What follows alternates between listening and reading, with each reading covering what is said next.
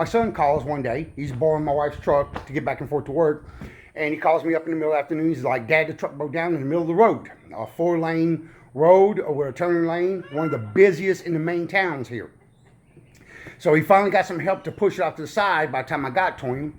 And we tried a few things. At first, the symptoms was telling me possibly water in the fuel because of the way it was acting. We got it loaded up on the trailer, got it back home an hour away so that I can actually work with it instead of trying to work with it on the side of the road. And after we dug into it, I threw on a fuel pressure gauge, and my fuel pressure was just a little over 20 when it was trying to run. Well, this particular model truck, a 01 Chevrolet with the 5.3, it needs at least 52 PSI on the fuel pump, on the fuel pressure. It should be somewhere more in the higher of 56 to 62, but 52 is the minimum. Well, if you're getting 20, you're not getting enough.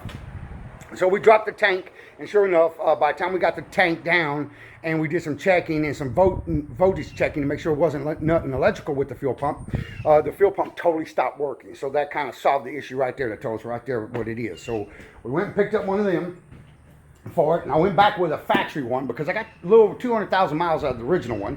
So I figured I'd go back with a factory that says aftermarket. But I have to say, you know, I've been working on cars for many years since I was a kid. Dad built cars, built funny cars, built dragsters. You know, so it's something I've always been around. And for years, you could buy just the fuel pump and throw it into your assembly. Now you have to buy the whole entire assembly. And it really sucks because this thing is $300. And that's high for a fuel pump because, you know, you got to have the whole assembly. So we had to get that. Also, we get this home, and I didn't even get a chance to get. We got it home. It was late that day by the time we got it come along up on the trailer, locked down, and then drove the hour back to the house. About 1 o'clock that morning, I didn't unload it that evening. I was going to unload it the next day. 1 o'clock that morning, I get a call from my other son, my youngest, and he's like, "Dad, I'm broke down in the middle of another major street in Lake Charles, right by the university." We got it loaded up. So now I got two down. I got this one down, and I got my son's car down. We got the fuel tank down. I'm gonna pull it out, slide it right out here, and then change out the fuel pump, slide it back in, put it back on the jack it back up in there, and then restrap it, hook it up, and hopefully, you know, it's the fuel pump. I have no doubt it's the fuel pump now that, you know, that it quit completely working at all, and I still have voltage coming out at the harness right there. When I do a tank, whether it's metal or plastic like this one, I always try to find me a wide board to grab as much of the surface of that sucker as I can without accidentally caving in the tank. Now your plastic ones, if they do push in, a lot of times they'll pop right back down. But the old metal ones, if you cave them in, you were pretty much stuck. I mean, you got to get them centered to hold balance, especially if you're doing it by yourself, to hold balance. And usually they'd set that pump right there so it would throw off your gas gauge, your float, and all that. So to minimize denting them, I would use a wide board, 2x12, sometimes whatever I had around. I got this 1x6 right here, and it's cut just long enough to fit between the straps right here. And so I can use it to jack it up and still put my straps on when I ever happen to move it again once it's up.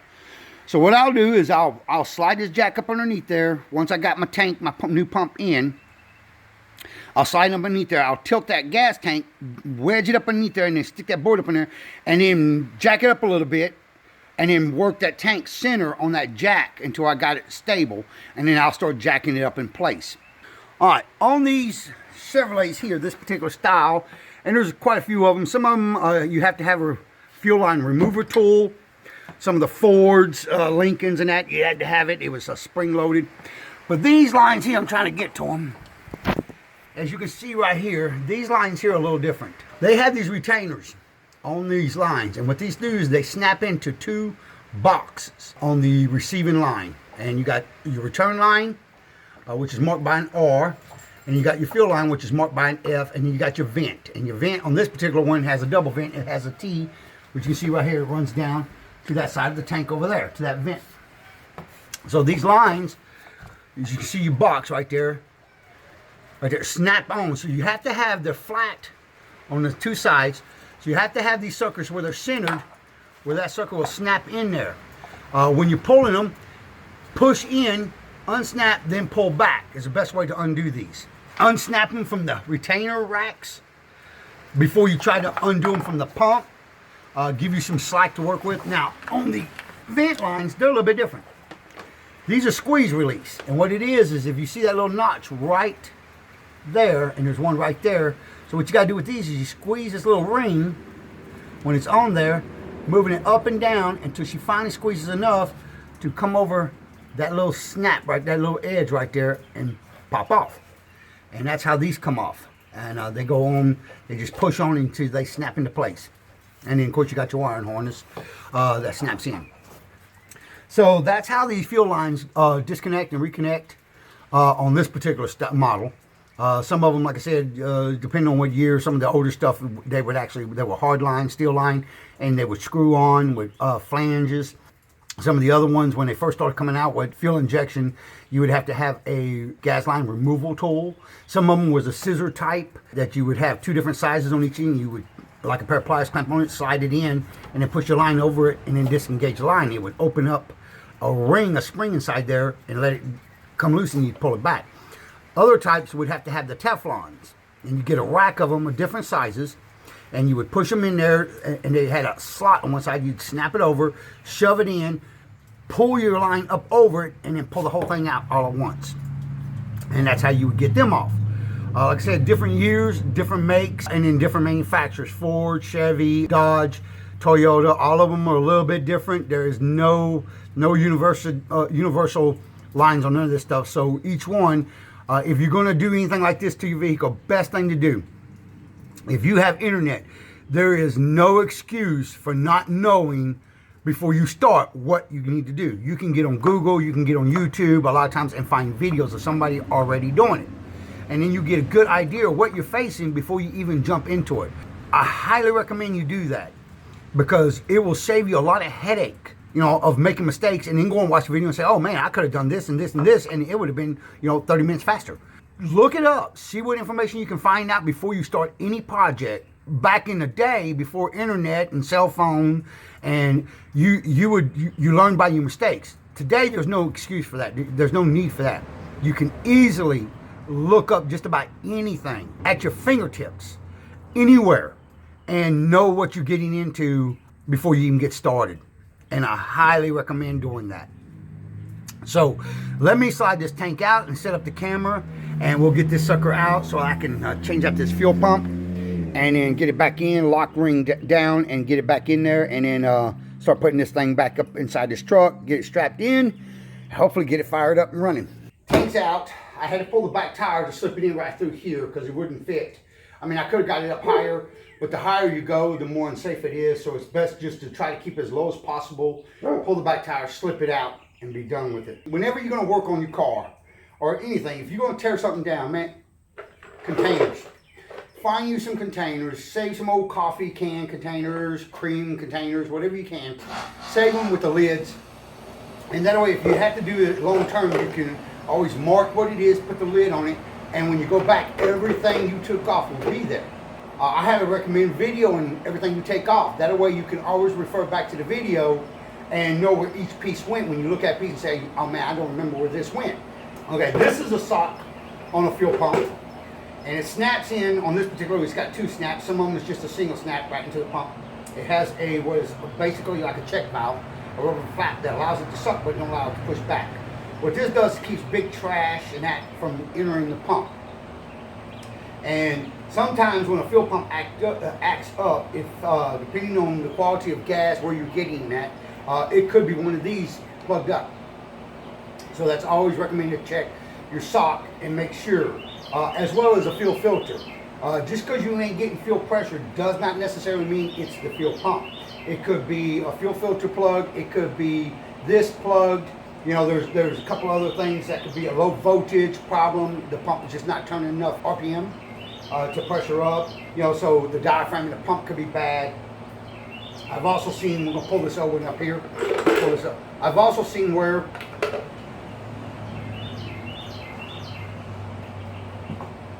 you got to kind of finagle, especially with your float. You don't want to bend your float because you'll throw your gas gauge off. So when you're pulling out, be careful of your float. And when you're putting back in, be careful of your float. You really don't want to bend it, like I said, because it can throw your gas gauge way off. Okay, another thing I've seen before is these lines right here. This hose right here. Here's your pump right here. Here's the plug for it. It sits right inside this thing here.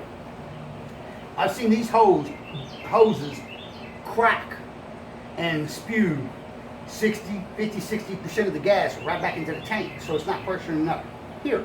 So it's not getting to that motor. So just because it's acting like a fuel pump doesn't necessarily mean it is the fuel pump. This is some of the stuff you really want to check. Once you pull your lock ring off, try to clean up all the trash and libby gravel and dirt and that's around it before you pop this sucker up that builds up around here. Because not, that stuff is going to fall into your tank, your pump. This is your pump. So this is all it is. Libby motor, pushing in, and there you go. And that's why it's so a little bit aggravating to me that I had to spend so much money for that. I didn't need all of this. All this was working just fine. Just needed this. So this is a little bit different assembly.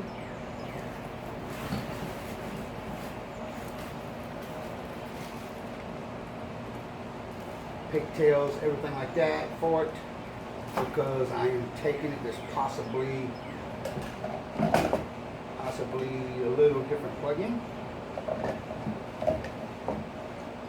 Nope, it's the same. That one's the same. It's just you can tell it's cheaper plastic. I paid more for it. Another thing, man, always, I don't care how smart you are. It's just wisdom. It's good wisdom. Even if you've done it before, just glance over your instructions. Make sure it is the same routine that you're used to. That nothing's changed. It will save you also a lot of headache. I know a lot of guys don't like reading instructions. They're the first thing that goes in the garbage. But man, it can save you a lot of headache if you would just go over your instructions right quick and just make sure that it is the exact same as what you are used to. Alright, so I am trying to determine why they sent me another pigtail on this thing to make sure that my original pigtail works. Okay, I don't see, I guess it's possible to upgrade this from an older model, because this is the exact same plug that I have, and we're gonna check on this one right here real quick on the car, yeah, on the vehicle. So my factory plug should work just fine, but I'll save this pigtail because you never know when you might break a wire.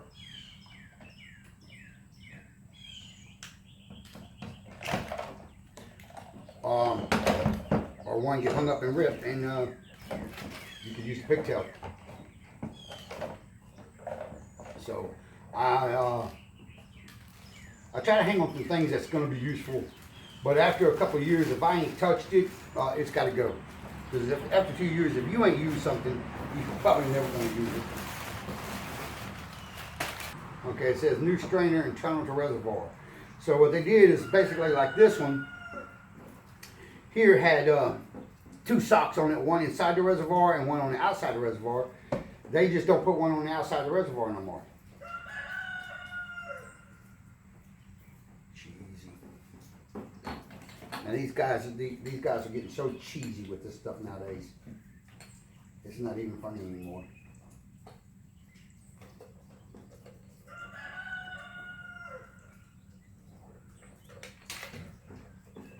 And I'm a big GM fan, Chevrolet fan. I like Ford as well. Dodge has its good features, and all of them have their issues, but they are sure getting really cheesy with. Alright, so that's that.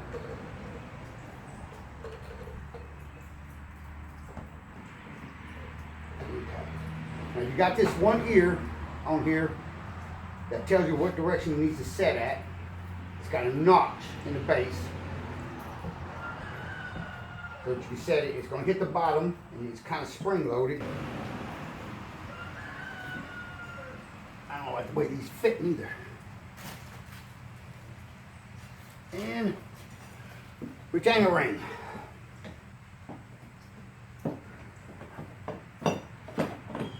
Slip it over the lines. I don't know how clear y'all can see any of this.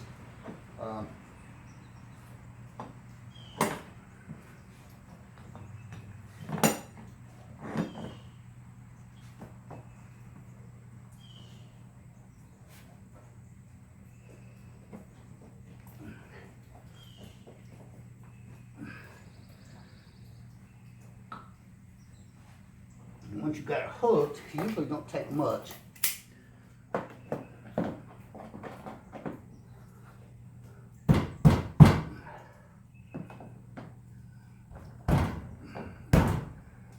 Alright, now I got a semi started, and I'll take a plastic hammer and a flathead screwdriver and pop it right in, working it around.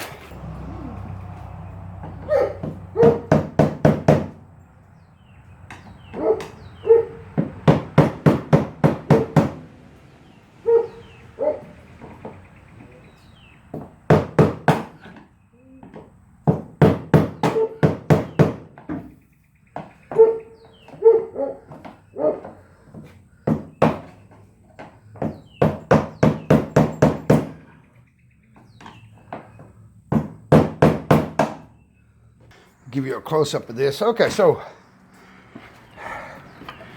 once she's set and you get it started, you got these 4 ears right here, and these 4 ears have got a notch, and these suckers spin around inside that notch. You got this keeper right here. It moves to keep it from undoing from vibration.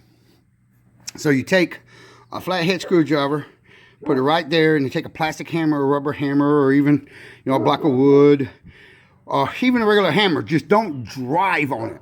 Tap it around. You're going to have to work it from different points because the ring tends to do this as it turns. It shifts back and forth, and like this. So you'll tap it around until you finally get it all the way around, and you get this sucker locked in position. And then a tab on this, which is right about here, centers this so that it's facing the direction of the lines, the way it's set up underneath the truck once it's installed. So don't bind your lines, because your lines run right through here. So now I got to take off my retainers off my oil pump, put them on here, then this sucker will be ready to go. I'll slide it back up underneath there, get it up on the jack, get it in place, get everything hooked to it, jack it up, get it in place, get the straps on it, and bolt it up. So the real fight for this thing is this. It's a real pain in the butt. I don't recommend breaking it loose right here, unless it's really, really new. But by the time one of these go out on you, this is not really, really new. A lot of times what will happen is when you get it finally broke loose right here, one, it's almost impossible. It's impossible to get to when the tank is up there. So you have to drop the tank anyway. This, if you leave it bolted up, this end right here, if you leave that end bolted up right here, you're never going to get this tank low enough to even access this or anything else. So you have to undo it here. And I recommend pulling the cup and pulling the retainer and then taking the cup plumb out. Just having this part right here, the stem. And same thing here. It's just a fight to get this stuff off. It's much easier to work with these right here. But anyway, what I was getting at is a lot of times if you break these loose and you pull this hose loose and that, you put them back on, they really never ever seal back up again, right? And if you get any leakage when you're filling up, you're going to think there's something, a fuel line's leaking, something like that's leaking. Would be most people's natural response is, I got a leak. And you'll be dropping the tank and everything for it leaking right here, only when you're filling it up. So I really don't recommend breaking this loose right here. It is a little fight with this because you got to finagle this out with the tank and finagle it back in between the frame and that, and up around and up into here. But the trouble, the headache it'll save you from having to pull this tank down again because you think you got a leak, it's well worth it.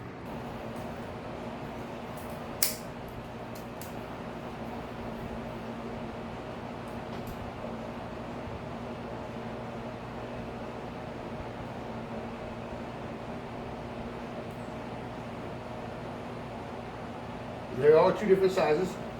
because you got a big line, your fuel line's big, and your return line's smaller. So you can't get them mixed up. And you definitely don't want to break one and not replace it. If it breaks, if it bends, if it does any of that, go get your new ones. Because these suckers hold such pressure, like I said, about 64, 68 pounds per square inch. It will pop that fuel line loose.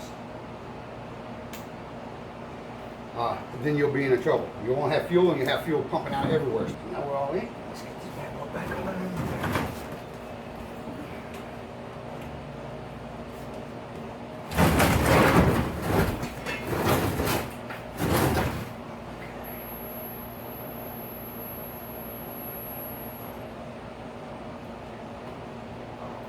Now let me get something to lay on.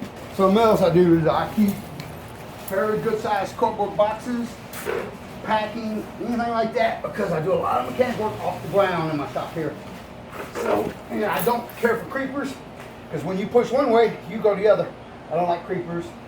I'd rather just do it this way. Okay, so I'm going to put it in place. What I do is hook up on my line.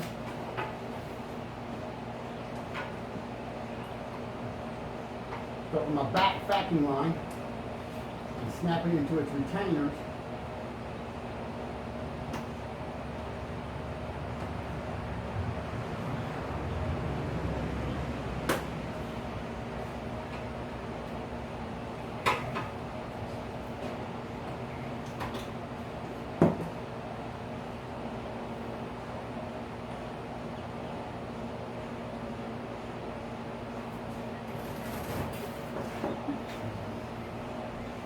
What I like to do is I like to start my fuel line and my return line first, because they have to be in a certain position with the retainers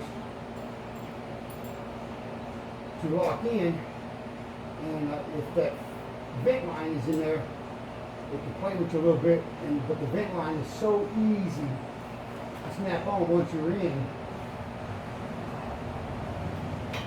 Yeah, there's no problem with that.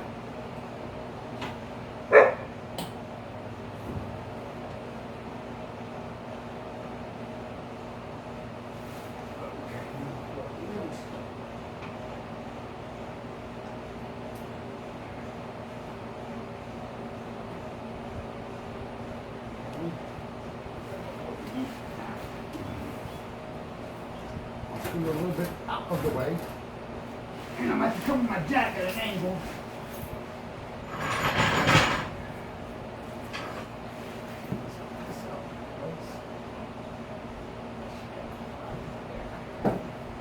Get up in there against the frame.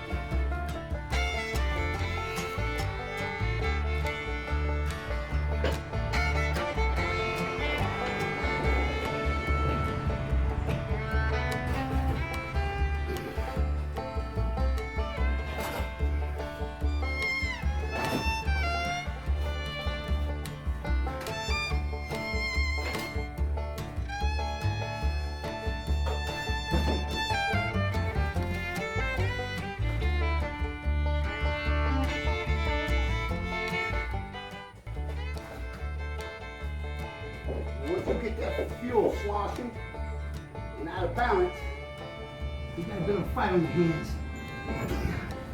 So just remember that too.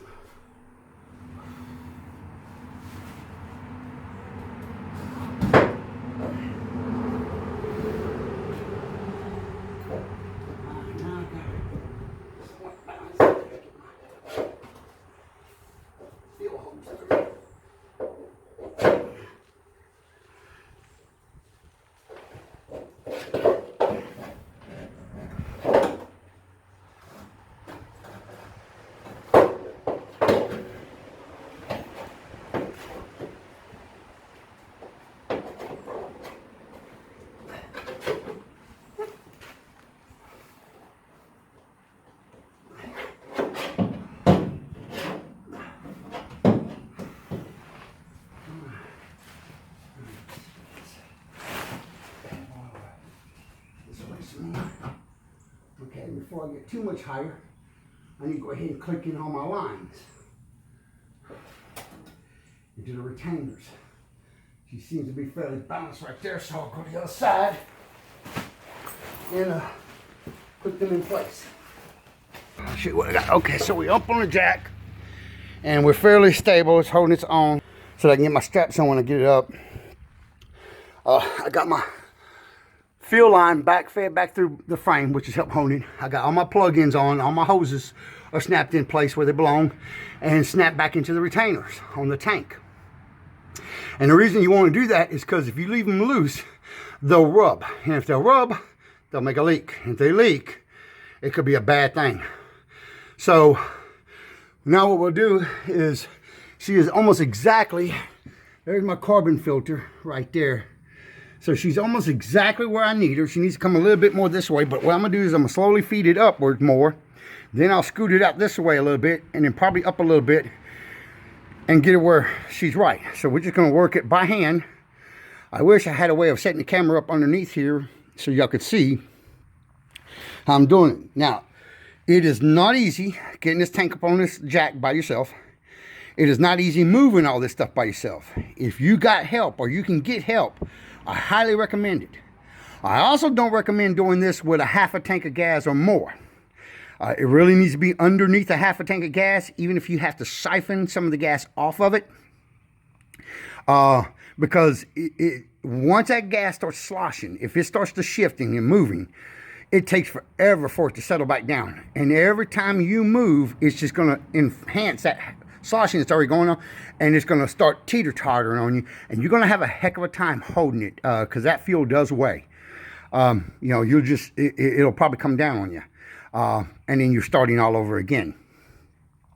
In anything you're doing when it comes to cars, always try to be as safe as you possibly can. Make sure you got your jack stands, make sure you got backup, make sure you're as safe as you possibly can. I have seen stuff happen that was not supposed to happen, but it happened anyway, and people get hurt, people die all the time doing mechanic work. So take precautions, cover your own butt, because nobody else in this world's going to.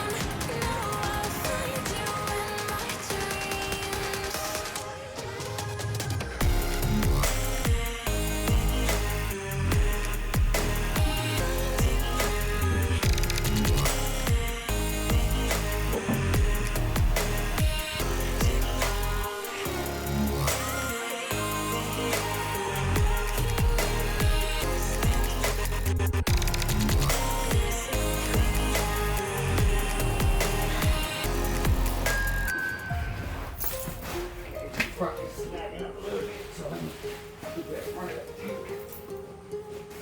Position. Once you get tight enough in there, everything, the tank is so snug, everything kind of just holds it in place. But you definitely do have to watch out for snags. I can almost feel you walking in the distance, but I know that it's not reality. If you are echoing around inside these parallel dimensions all alone, know I'll find you in my dreams. I'll find you in my walking in the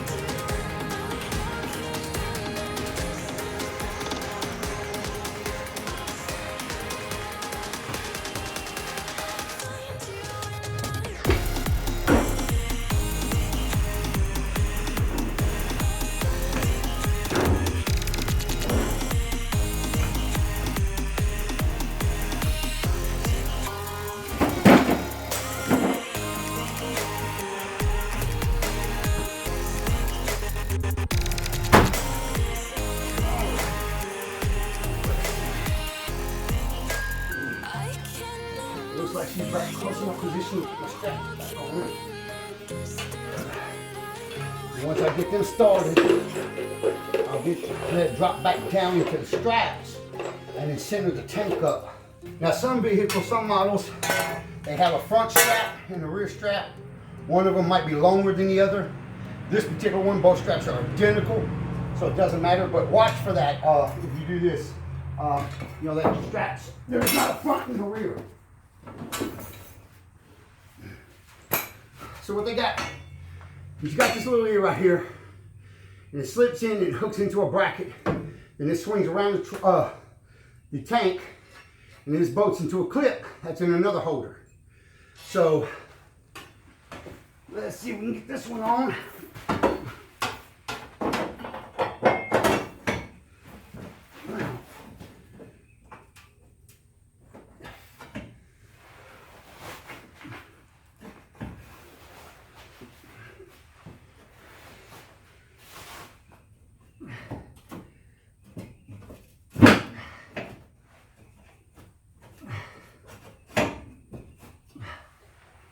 Okay, and let me get the rear one on.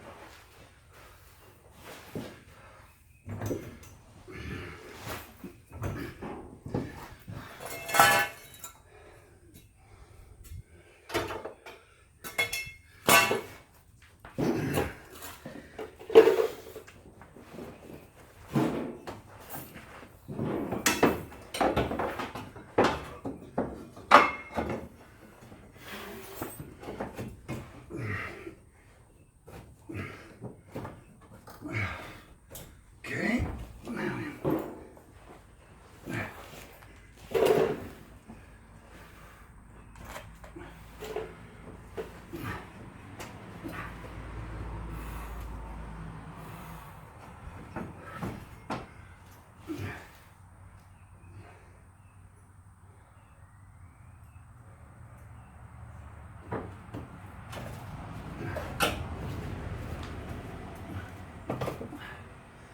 okay, get this one started. And I do say I keep stuff to later on. Sometimes I just don't even wait. I just gotta do what I gotta do.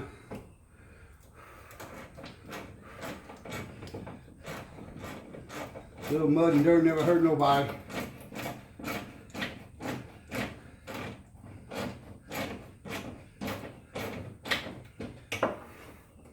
Get that one started. All right, get the other one started. And then we'll go let her down. And then I'll position it in straps, and then I'll just use the strap to suck it up in place.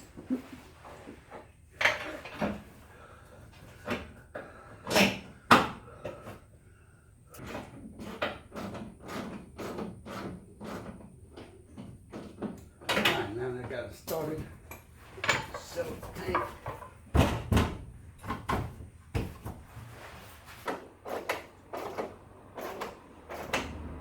Okay.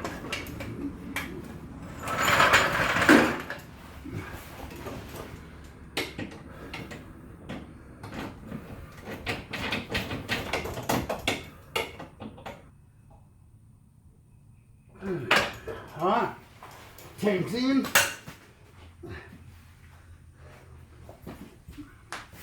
Alright, now that my hair is beautiful. Alright guys, so tank's in, just gotta hook up the spout, the fuel spout and the ground wire. What I'm gonna go ahead and do right now is put the battery charger on the charger, let's start charging the battery. And I'll fire it up and see if this is the issue. Alright guys, so this is what we call the cup. It mounts to the side here using a clip and 2 screws, star screws right here. And it's got 3 7 or 8 millimeter screws that screw the actual spout in here. So, but you also have on one of the frame horns, you have a 10 millimeter ground screw for the mesh ground wire off the spout to keep a static charge from building up when you're filling. And you definitely want to hook that up. The last thing you want is a spark when you're filling up your tank. It would be, let's see, it would be an explosive experience if you don't. One you probably will never forget. So let's get that hooked up. And it's on the bed side of the horn.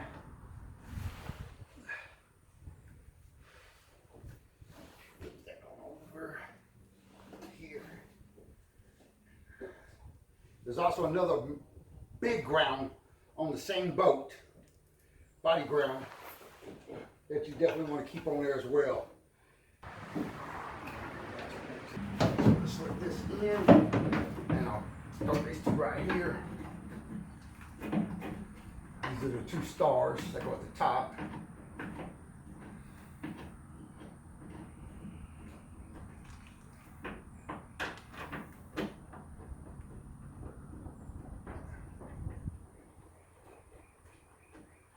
I'll get it started. I'll put the clip in. It's just a little pushing clip that clips in the bottom of it. Put that in. And then now these little screws, little screws, there's 3 of them, that holds the top. The 2 short ones go on each side, and the tall one, the longer one, goes in the top so that you can get it started and get it sucked up.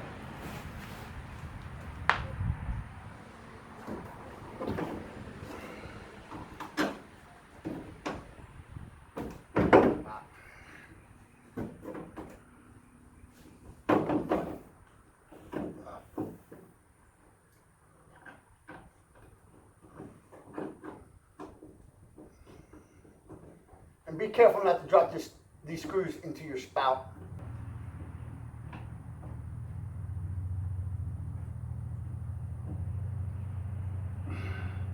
And I always get all my screws started, no matter what it is I'm working on, whether it's a big old walk-in freezer, a commercial air conditioner, a motor, whatever it is. I always get all my screws started first before I tighten up any of them. Because sometimes what you'll find is there is a little play, and if you got more than 3 or 4 screws, so if you start locking them down, that last 2 or 3 holes can be, you can't even get to them. So keep everything loose until you get them all started, and then suck them all down one at a time. So I'm gonna start with the top one, and then lock the 2 little ones down after I got it pretty well in place.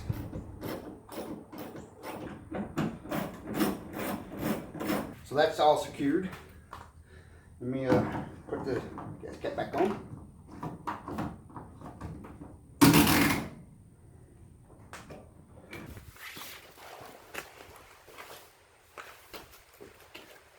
Rain again. Doggone. Okay. Tires on. Hood nuts. About now, I'm probably looking just pretty as can be.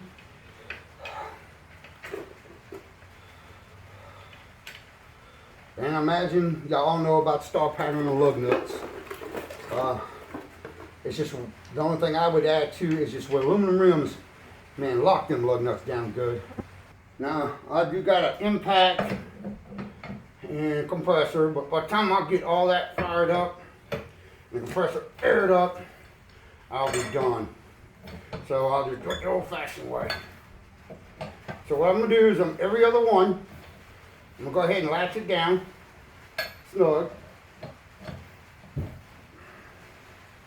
Now when the rear end, both tires off the ground, you can have it in park all you want. If you roll one tire, the other tire will spin. It will turn in the opposite direction. What happens is your planetary gears start rotating, the ring and pinion, so it don't need the drive shaft to turn.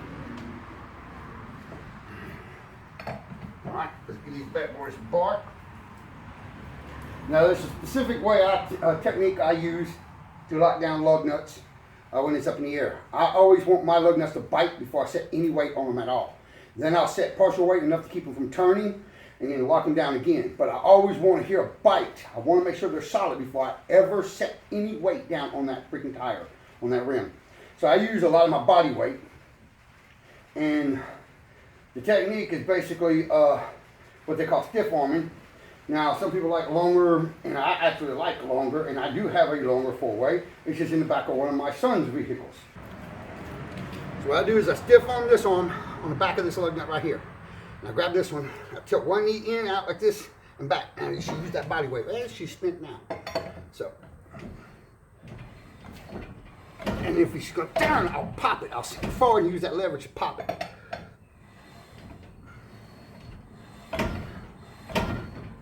I got some slack in that rear end. Yeah, won't be long, I'll be changing it. Okay.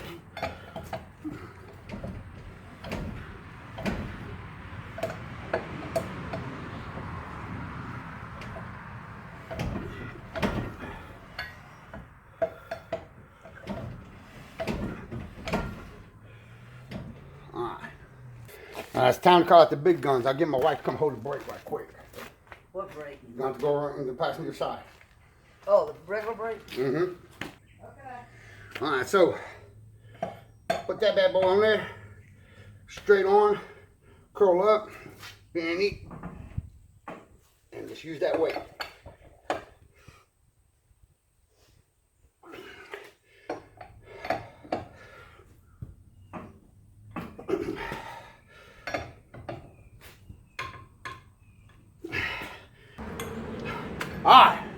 All right, let's get the jack underneath the rear end of this thing, get it off these jack stands, get her down, see if we can fire her up.